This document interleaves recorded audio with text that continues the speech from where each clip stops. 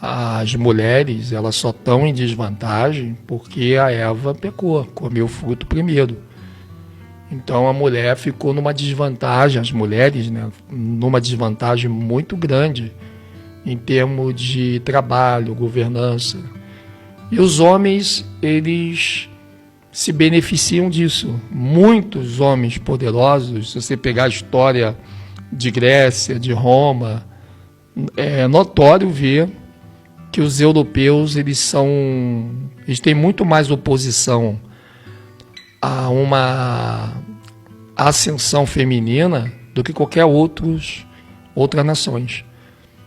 Você vê que a mulher, ela tem uma representatividade no Japão muito grande, na Coreia, dependendo também da Coreia. Ela tem muitas partes do mundo, na África, por exemplo. As mulheres são bem vistas no quesito de se igualar ao homem, mas não no poderio europeu, que vai se estender para a América, porque eles invadem a América e traz esses usos e costumes de maximizar o povo masculino e colocar a mulher no centro da servidão. E até algumas pessoas brincam, porque foi primeiro criado Adão, depois Eva, então a Eva tem que obedecer o Adão. As pessoas interpretam muito, elas entendem muito errado religiosamente a Escritura. Primeiro, que o Criador não fez a Eva para estar debaixo de Adão, e nem Adão debaixo de Eva. Ele fez os dois para serem parceiros. O que vai mudar um pouco isso é quando a Eva come o fruto. Então, quando a Eva come o fruto, ela passa a perder esse poderio. A Eva tinha autoridade sobre os animais femininos. O Adão tinha autoridade sobre os animais masculinos. Sobre as plantas femininas.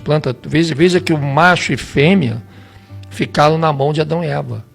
Então a Eva dominava também sobre os seres vivos que existiam. A partir do momento que ela peca, ela perde esse poderio. Adão vai perder também depois que ele comer do fruto. E os dois comeram. A Eva come primeiro, claro, por isso que a mulher recebe a carga maior de punições, de injustiça, muitas vezes, já por ela ter sido a primeira a morder aquele fruto. Mas isso não vai durar muito tempo. Essa diminuição feminina, ela está dentro daquele tempo de 6.000 anos. Notoriamente, as mulheres, elas voltarão a ter a sua honra resgatada.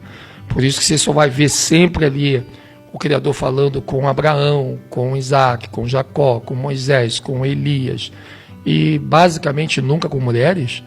Bom, você vê que Yahweh já perdoou a mulher, Yahushua, ele perdoou as mulheres, quando ele está dentro do túmulo, do sepulcro, ele sai de lá e a primeira pessoa que ele vai falar, as primeiras pessoas são com mulheres, ali mostrando que a inimizade acabou.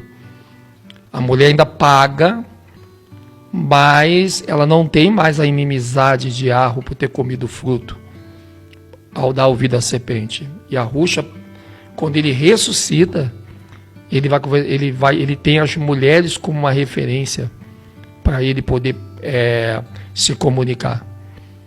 Então você vê que tem certos detalhes na Bíblia que a religião ela oculta para florescer esse poder machista dos dominantes que querem nos dominar de qualquer maneira, seja por política, seja por mídia, seja por religião.